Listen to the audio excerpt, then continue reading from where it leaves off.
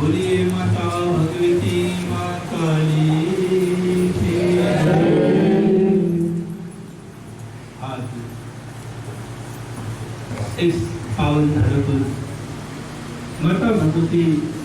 काली के दर्शनों के लिए आए हुए समस्त सूक्ष्म शक्तियों को मैं सत सत नमन करता हूँ, वंदन करता हूँ और उन समस्त सूक्ष्म शक्तियों से निवेदन करता हूँ, प्रार्थना करता हूँ कि वह अपना यथाउचित स्थान ग्रहण करे। तत्पश्चात यहाँ पर उपस्थित सभी भक्तों के हृदय रूपी मंदिर में विराजमान माता भगवती माँ काली की छवि को देखते हुए आप सभी भक्तों का भी स्वागत करता हूँ, वंदन करता हूँ। धर्म प्रेमी भाई बहनों,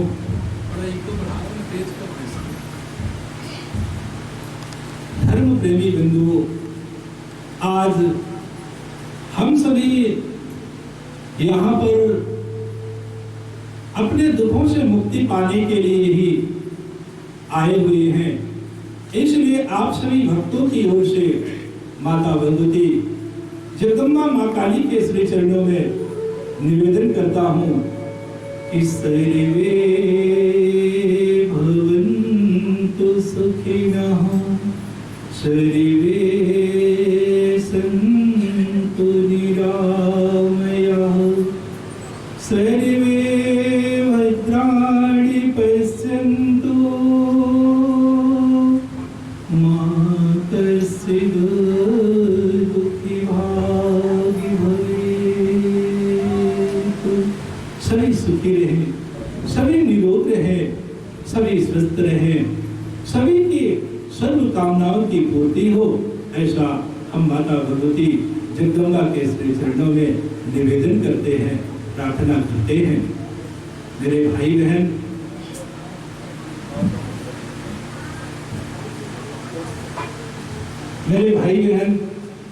आज का प्रसंग ही चल रहा है कि हमारा जीवन सुखी कैसे हो सकता है।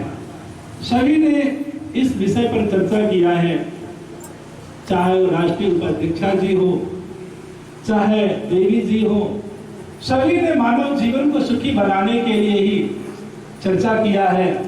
इसलिए हम भी तो यही चर्चा करना चाहते हैं कि हमारा जीवन, हम सबका जीवन सुखी कैसे हो सकता है।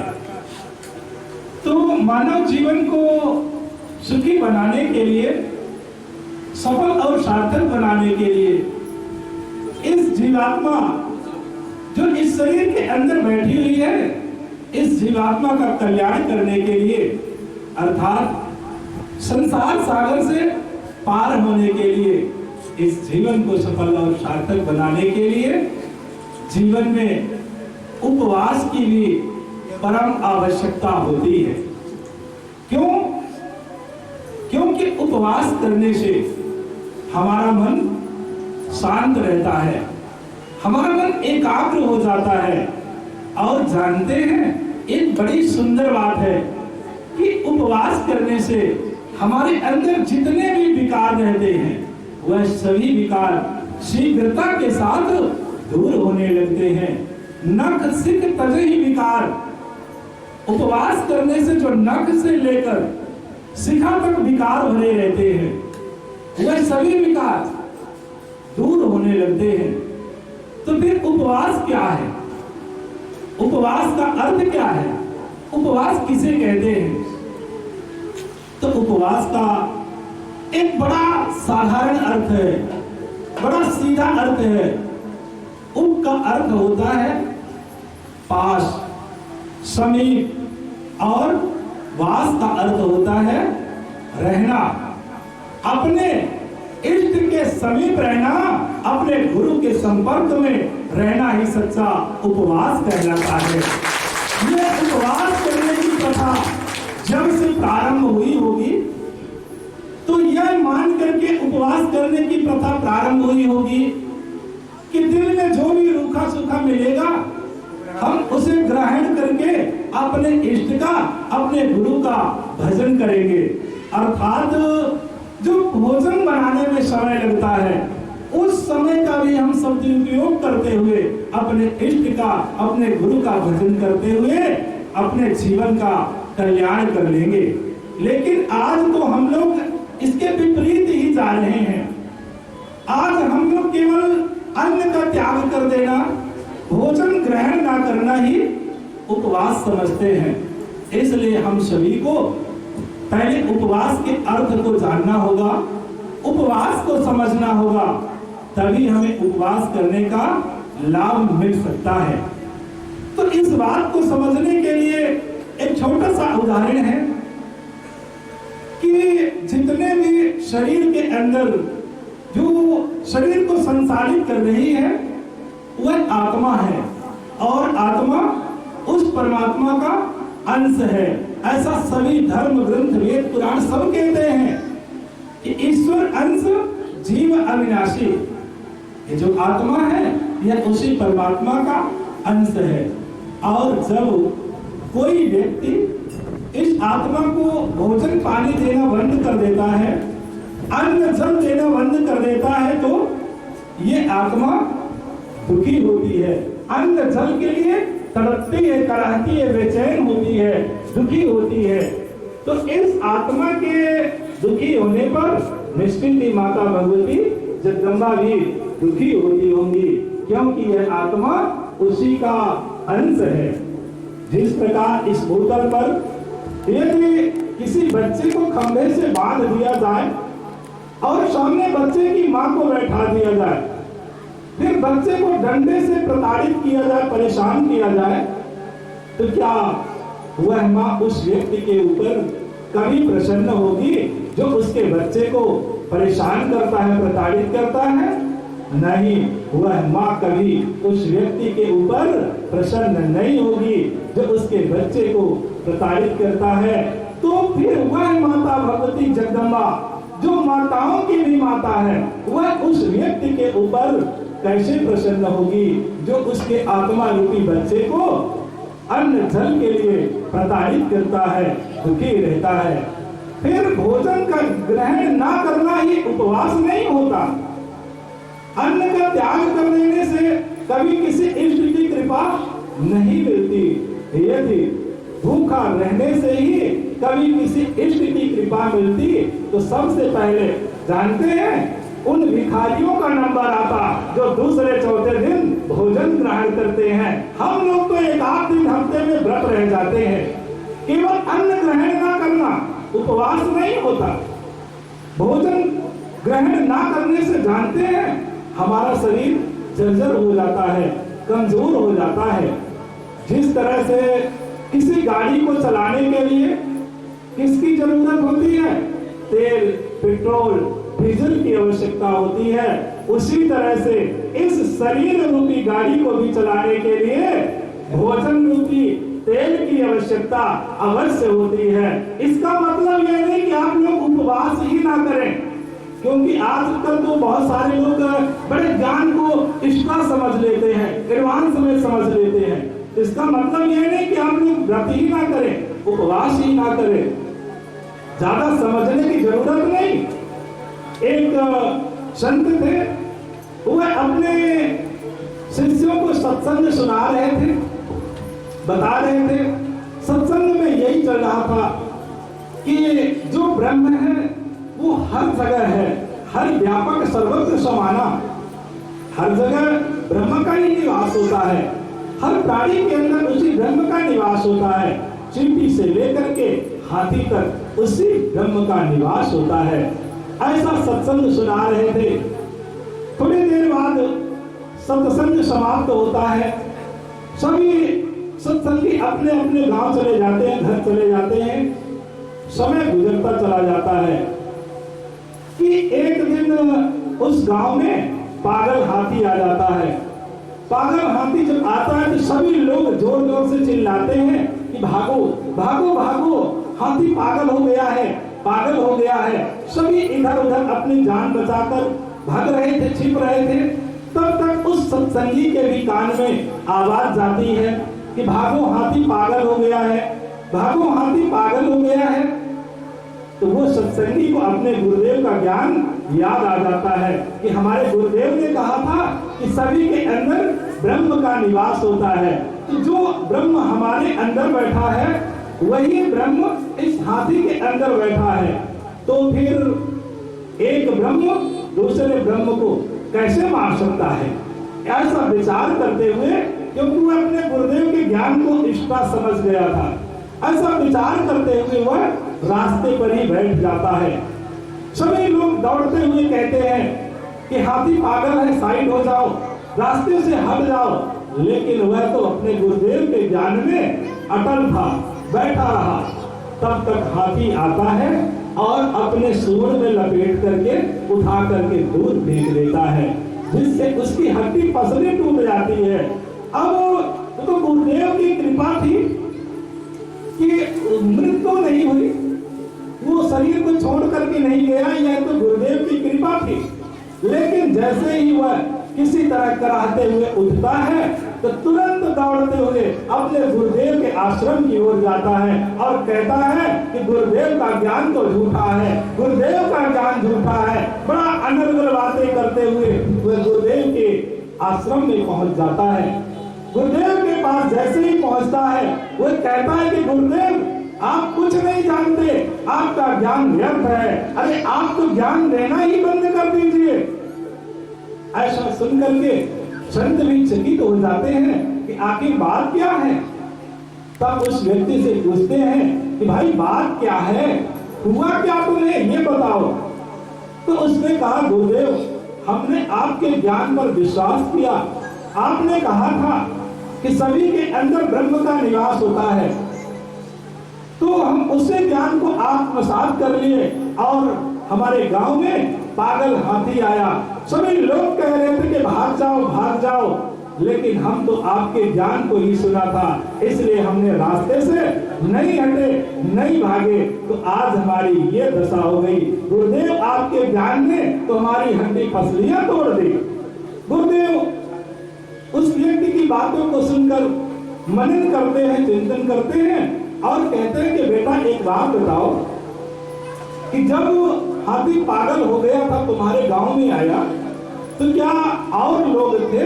बोले हाँ गुरुदेव, सैकड़ों लोग थे, एक साथ कह रहे थे कि भाग जाओ, हाथी पागल हो गया है। लेकिन गुरुदेव, हमने तो आपकी बात को सुना, बाकी सबकी बातों को अनसुना कर दिया। तब जानते हैं गुरुदेव कहते हैं कि बेटा बात सत्य है, सभी के अंदर ब्रह्म का निवास होता है। अब आप ये बताइए कि जब 100 लोग एक साथ चिल्ला रहे थे कि भाग जाओ, हाथी पागल हो गया है, तब उन लोगों के अंदर तुम्हें ब्रह्म दिखाई नहीं दिया, केवल हाथी के अंदर ही तुम्हें ब्रह्म दिखाई दिया। बेटा, अगर तुमने सबके अंदर ब्रह्म देख लिया होता तो आज तुम्हारी ये दशा ना होती, क्योंकि बहुमत की तो सदा जीत ही होती है। तुमने एक के अंदर ब्रह्म को देखा और दूसरे के अंदर ब्रह्म को नहीं देखा। तो कहने का तात्पर्य है कि आप लोग इष्टा ना समझ ले, उपवास करें, परंतु उपवास को पूर्ण रूप से जानने के बाद ही हमें उपवास करना चाहिए। मेरे भाई बहन, जानते हैं आज हम लोग केवल अन्न का उपवास करते हैं, भोजन का उपवास करते हैं। अरे आप लोग भोजन का उपवास करो या ना करो, लेकिन यदि आपने अपने क्रोध का उपवास कर लिया है तो मैं दावे के साथ कहता हूँ कि आपका जीवन बदल जाएगा, आपके घर परिवार में परिवर्तन आ जाएगा। और वही घर, जिस घर में आप लोग चैन की नींद सो नहीं पाते, वही घर आपको स्वर्ग जैसा शांति देने वाला बन जाएगा। आज हम लोग जिस दिन व्रत रहते हैं, यह बात बड़े समझने के योग्य है। आज हम लोग जिस दिन व्रत रहते हैं, उपवास करते हैं, उस दिन हम लोग पूजन करते हैं, आरती करते हैं, साधना करते हैं। और जैसे ही हम लोग पूजन से बाहर निकलते हैं तो जानते हैं क्या करते हैं? बच्चों पर क्रोध करते हैं, पत्नी पर क्रोध करते हैं, घर परिवार पर क्रोध करते हैं। फिर भी हम लोग बड़े गर्व से कहते हैं कि नहीं, आज तो हमारा व्रत है, आज तो हमारा उपवास है। अरे कैसा व्रत, कैसा उपवास? जिसका व्रत, जिसका उपवास जीवन को सुखी बनाने के लिए परम आवश्यक होता है, हम लोग उसका व्रत नहीं करते। अरे यदि आप लोग व्रत करने का, उपवास करने का फल पाना चाहते हो तो आज आप लोग नोट कर लें, लिख लें। यदि आप लोग व्रत करने का, उपवास पाना चाहते हैं, फल पाना चाहते हैं तो आज से ही आप लोग अपने क्रोध का व्रत करें, अपने अहंकार का व्रत करें, अपने चुगली का व्रत करें और अपने जिद का व्रत करें तो निश्चित तौर से आपका जीवन सुखी हो जाएगा। क्योंकि आज इन विकारों से पूरा देश परेशान है। सभी को क्रोध आता है, पाकिस्तान को भी क्रोध आता है तो अफगानिस्तान को भी क्रोध आता है, अमेरिका को भी क्रोध आता है तो इंग्लैंड को भी क्रोध आता है।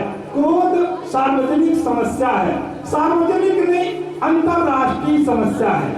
सभी को क्रोध आता है, महिलाओं को भी क्रोध आता है। आता है कि नहीं आता आप लोगों को क्रोध? अरे बड़े गर्व से कहिए ना कि हाँ महाराज हमें भी क्रोध आता है। पुरुषों को भी क्रोध आता है कि नहीं आता? अरे कौन बोल रहा है कि पुरुष तो 24 घंटे क्रोध में ही रहते हैं? ये 24 घंटे क्रोध में ही रहते हैं। सभी को क्रोध आता है, छोटे को भी क्रोध आता है तो बूढ़े को भी क्रोध आता है, बच्चों को भी क्रोध आता है तो युवाओं को भी क्रोध आता है। और ये क्रोध सभी को आता है। आता कितने मिनट के लिए है?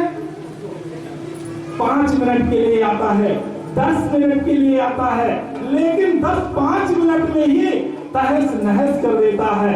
ऐसे आता है ये क्रोध जैसे ये हमारा पुराना रिश्तेदार हो, बिल्कुल धड़धड़ा के अंदर चला आता है, ऐसे आता है।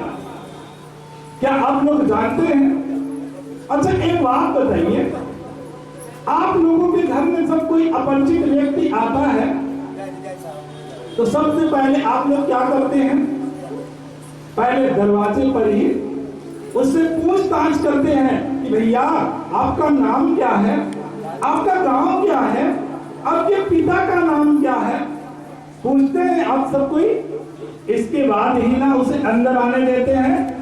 लेकिन क्रोध जब आता है तो क्या आप लोग उससे पूछते हैं?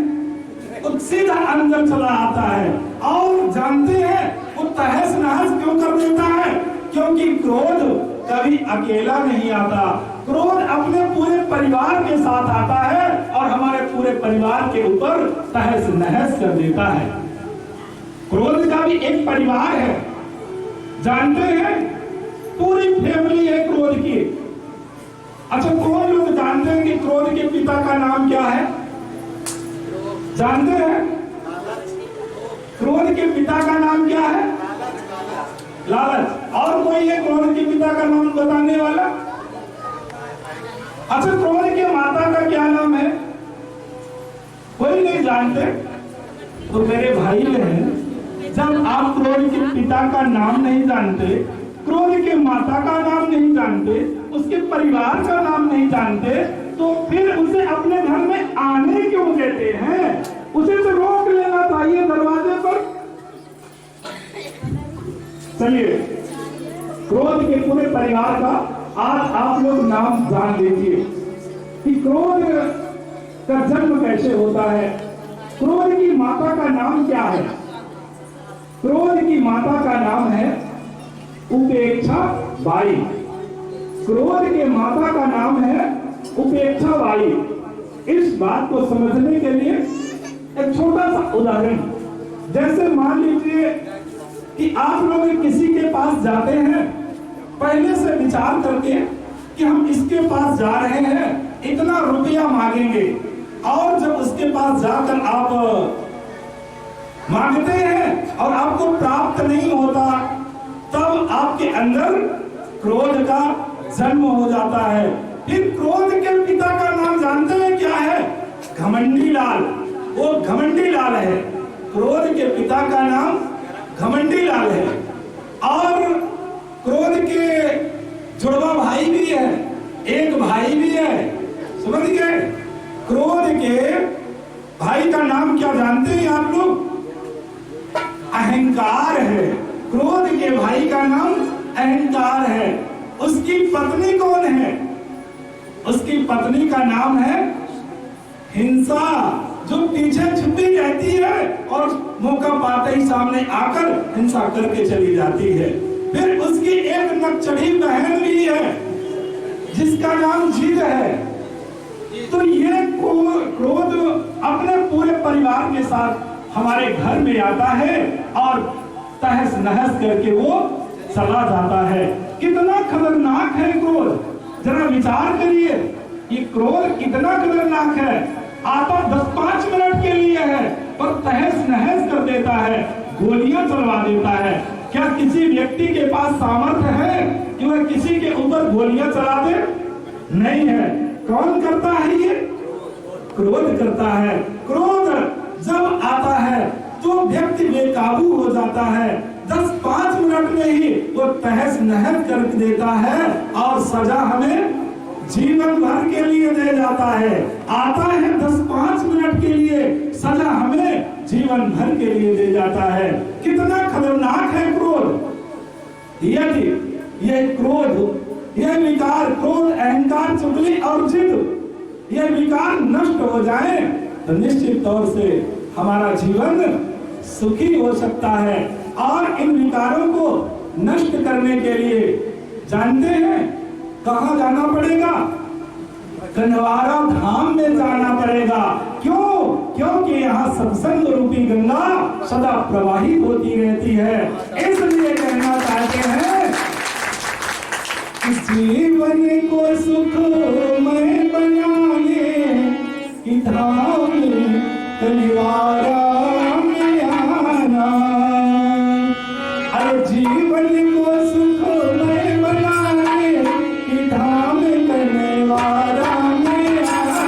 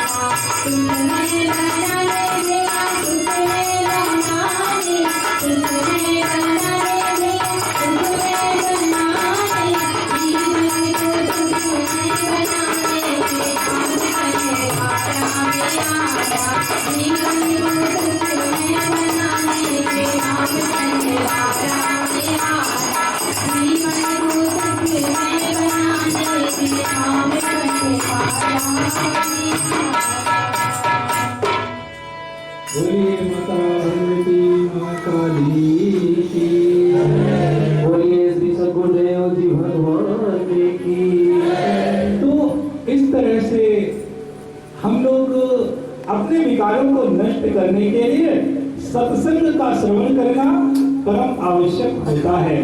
और सत्संग कहाँ मिलता है? सत्संग तो हमें संतों के पास जाने से, संतों के सानिध्य में रहने से ही हमें सत्संग मिलता है, सत्संग सुनने के लिए मिलता है।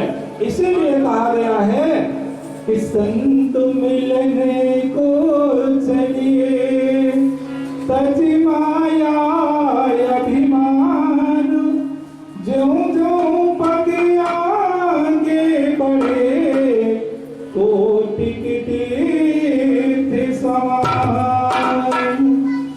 हमें संतों के दर्शन के संत दर्शन के लिए, संतों से मिलने के लिए सभी प्रकार के अभिमान को त्याग करके जाना चाहिए। क्योंकि जैसे ही हमारी कदम संत दर्शन के लिए आगे बढ़ता है, जैसे ही हम अपने कदम आगे बढ़ाते हैं, तो हमें करोड़ों तीर्थ स्थलों पर जाने का लाभ प्राप्त हो जाता है। और संयोग से कहीं हमारी मुलाकात सद्गुरु से हो जाती है, तो हमें अनेकों फलों की प्राप्ति हो जाती है। ऐसा स्वयं कबीरदास जी कहते हैं कि तीर्थ गए सो एक फल, तीर्थ गए सो एक फल, संत मिले फल चारि, सतगुरु मिले अनेक फल, कहत कबीर विचारी। तीर्थ स्थलों में जाने से यदि हमें एक प्रकार का फल प्राप्त होता है तो संतों से मिलने के लिए चारों प्रकार के फल हमें मिल जाते हैं। लेकिन मेरे भाई बहन, यदि जीवन में कहीं हमारे सद्गुरु की प्राप्ति हो जाती है तो हमें अनेकों फलों की प्राप्ति हो जाती है, क्योंकि सद्गुरुदेव हमारे मन को ईश्वर तक पहुंचा देते हैं। महापुरुषों ने इस मन को जल की तरह बताया है कि मन तो सदा जल की तरह होता है और जल को कोई व्यक्ति अपने हाथों से नहीं पकड़ सकता। लेकिन जानते हैं, जब कोई बुद्धिमान पुरुष मिल जाता है तो उसी जल को फ्रिज में रख करके बर्फ बना देता है। बर्फ बनने के बाद तो उस जल को हर एक व्यक्ति हाथों से पकड़ सकता है। ठीक उसी प्रकार सद्गुरु भी हमारे मन को भक्ति रूपी फ्रिज में रख करके हमारे पकड़ने के योग्य बना देते हैं, जिनसे हमारा मन हमारे काबू में हो जाता है, हमारे वश में हो जाता है और हम लोग आत्म कल्याण की ओर आगे बढ़ जाते हैं। तो सद्गुरु केवट की तरह होते हैं, सद्गुरु मल्लाह की तरह होते हैं, जो हमारे इस जीवन रूपी नाव को उस पार तक ले जाते हैं। मेरे भाई बहन, हमारे महापुरुषों ने तो सद्गुरु को वैद राज कह दिया कि सद्गुरु तो वैद होते हैं। सद्गुरु वैद्य वचन विश्वासा, सद्गुरु वैद्य होते हैं, उनके वचनों पर विश्वास करना औषधि के बराबर होता है। तो रोग क्या है? जब सद्गुरु वैद्य हैं तो फिर रोग को भी तो जानना चाहिए कि रोग क्या है। तो गुरु वैद्य होते हैं। तो मनुष्य का सबसे बड़ा रोग है भव रोग, जो बार बार इस संसार में आते हैं और इस संसार को छोड़ करके चले जाते हैं। इस रोग की दवा तो केवल सद्गुरु के पास होती है। तो सद्गुरु वैद राज होते हैं। अब कोई कहे कि इस संसार में तो सद्गुरु भी आते हैं और साधारण आदमी भी आता है। भाई, साधारण आदमी भी आते हैं और गुरु भी आते हैं, तो फिर दोनों में अंतर क्या है? इस बात को समझने के लिए एक छोटा सा उदाहरण, जैसे कोई हॉस्पिटल है, हॉस्पिटल में डॉक्टर भी जाते हैं और रोगी भी जाते हैं, परंतु क्या डॉक्टर रोगी होते हैं? नहीं होते। वह तो रोग को मिटाने के लिए, रोगी के रोग को मिटाने के लिए ही जाते हैं। ठीक उसी प्रकार सद्गुरु भी इस संसार में रोगी के रोग को दूर करने के लिए आते हैं, क्योंकि सद्गुरु किसी के दुखों को देख नहीं पाते और अपने आप को संकट में डाल करके भी भक्तों के मन की व्यथा को दूर करने के लिए संसार में तो सद्गुरु भी रोगी के रोग को दूर करने के लिए खुद को संकट में डाल करके इस संसार सागर में चले आते हैं। एक छोटी सी घटना है। एक बार कन्हैया के जीवन की, कन्हैया, छोटे से कन्हैया एक बार मैया यशोदा अपने सखियों के साथ स्नान करने के लिए जा रही थी। तभी कन्हैया कहते हैं कि मैया आज कहां जा रही हैं आप? तो मैया यशोदा कहती है कि कन्हैया, हम लोग तो जमुना स्नान करने के लिए जा रहे हैं। तब कन्हैया भी कहते हैं कि मैया, हम भी चलेंगे जमुना स्नान करने के लिए। मैया यशोदा कन्हैया को देखकर हंसती है और कहती है कि अरे, तू तो चोर था, चोरी करता था, पुजारी कब से हो गया है? ऐसा सुन करके कन्हैया सिर झुका लेते हैं और कहते हैं कि मैया अरे आप ये क्या कह रही हैं, आप भी गोपियों के चक्कर में पड़ करके हमें चोर कह रही हैं। मैया ये उचित नहीं है, हम जब चोर नहीं होंगे तब, लेकिन आज तो मैया हम पूजा की बात कर रहे हैं, जमुना स्नान करने की बात कर रहे हैं। ऐसा कह करते हैं कन्हैया जी। मैया यशोदा कहती है कि ठीक है चलो तुम भी साथ में चलो। अब मैया यशोदा गोपियों के साथ जमुना स्नान करने के लिए जाती है। कन्हैया छोटे से कन्हैया भी पीछे पीछे चले जाते हैं। जमुना तट पर पहुंच करके मैया यशोदा और गोपियां सभी स्नान करके दीप प्रज्वलित कर जमुना जी में बहा देते हैं, विसर्जित कर देते हैं और आकर के ध्यान करने लगते हैं। कन्हैया उन दीपकों की ओर देखते हैं, फिर मैया की ओर देखते हैं, गोपियों की ओर देखते हैं और विचार करते हैं कि मौका तो बहुत अच्छा है, क्योंकि ध्यान करने के लिए सभी आंखें बंद किए थे। कन्हैया जी उन्हें मां की ओर देखते हैं, दीपकों की ओर देखते हैं और विचार करते हैं कि मौका तो बहुत अच्छा है, सभी आंखें बंद किए हुए हैं। ऐसा विचार करते हुए आज कन्हैया जी जमुना जी में कूद जाते हैं, उतर जाते हैं और जो दीपक बह रहे थे उन दीपकों को इशारा करते हैं कि आ जाओ, इधर आ जाओ, कब तक बहते रहोगे, आखिर बहते बहते एक दिन बुझ जाओगे। तो कुछ दीपक कन्हैया की ओर आ जाते हैं, तो उन दीपकों को पकड़ करके कन्हैया अपने पीताम्बर में पोटली बांधकर आकर के बैठ जाते हैं। थोड़ी देर बाद सभी का ध्यान खुलता है, आंखें खुलती हैं और मैया यशोदा कृष्ण जी से भी कहती है, कन्हैया जी से भी कहती है कि कन्हैया तुम भी प्रणाम करो। तो कन्हैया जानते हैं, कहते कि मैया हमने तो प्रणाम कर लिया है, क्योंकि वह दीपकों को पकड़ने के लिए जमुना जी में उतर गए थे, इसलिए कहते हैं कि मैया हमने तो प्रणाम कर लिया है। अब जब चलने की बारी आती है तो मैया यशोदा देखती हैं कि कन्हैया के बगल में एक पोटली रखी हुई है। तब तो मैया यशोदा कहती है कि अरे कन्हैया ये क्या है, पोटली में क्या बांध के रखे हो। तो कन्हैया हड़बड़ा जाते हैं और कहते हैं कि मैया कुछ नहीं मैया, बस ऐसे ही है, रखे हुए हैं। मैया यशोदा कहती है कि कन्हैया दिखाओ क्या है, पोटली के अंदर क्या बांध के रखे हो, क्या छिपा रहे हो।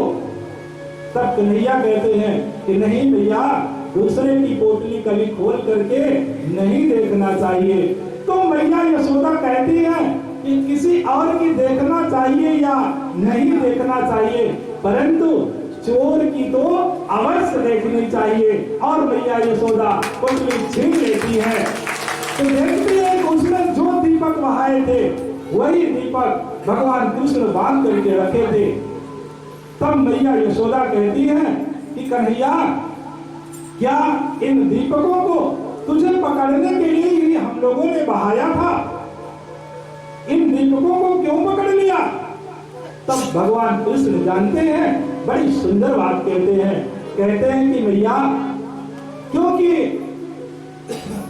हमारी एक आदत है, हम किसी को बहते हुए नहीं देख सकते हैं, इसलिए मैया इन दीपकों को हमने पकड़ लिया है। तब मैया यशोदा कहती है कि फिर पूरे दीपकों को क्यों नहीं पकड़ा, कुछ दीपकों को ही क्यों पकड़ा।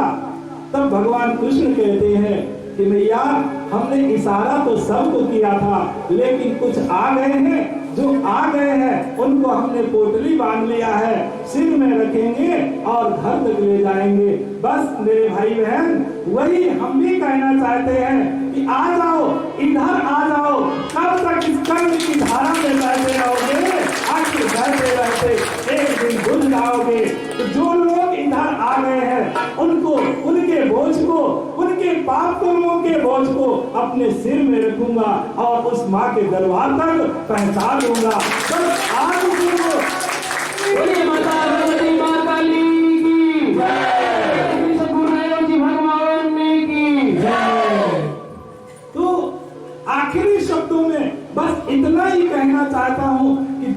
यहाँ पर आ गए हैं वो आज से निश्चिंत होकर के माता भगवती जगदम्बा का भजन करें, उनकी साधना करें। निश्चित रूप से मैं दावा करता हूँ, वादा करता हूँ कि आप सबको उस माँ के धाम तक अवश्य पहुंचा दूंगा। ये आप लोग इसी तरह से भक्ति विश्वास और समर्पण के साथ चलते रहे।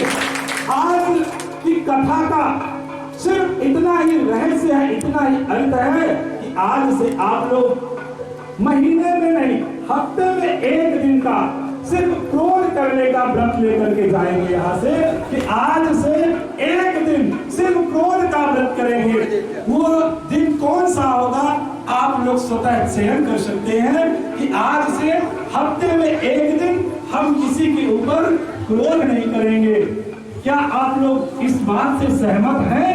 एक दिन आज की कथा के लिए, सिर्फ एक दिन आपके क्रोध को बंद करने के लिए, क्रोध का व्रत करने के लिए कह रहे हैं। क्या आप लोग सहमत हैं? सभी कोई हाथ ऊपर उठाएं तब तो समझ में आए कि हाँ।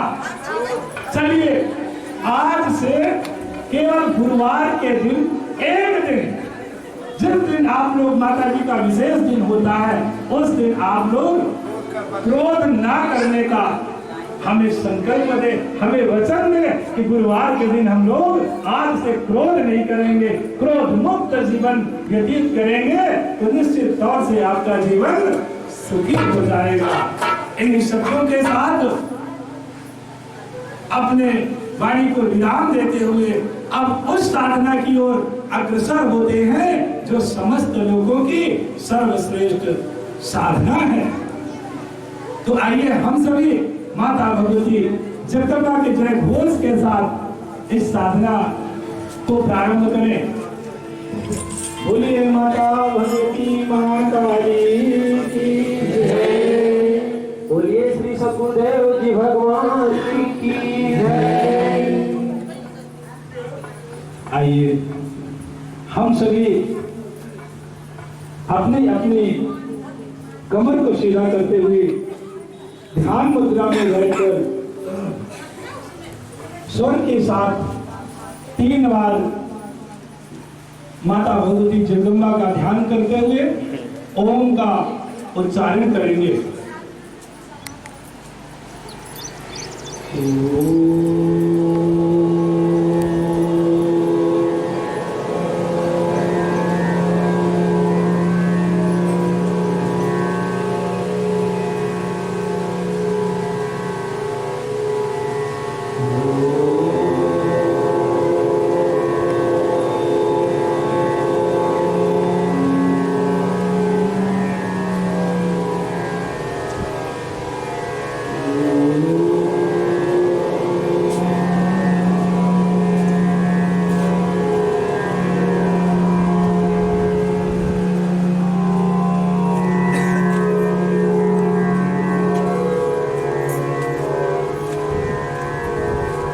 सभी लोग अपनी अपनी समस्याओं को याद करें।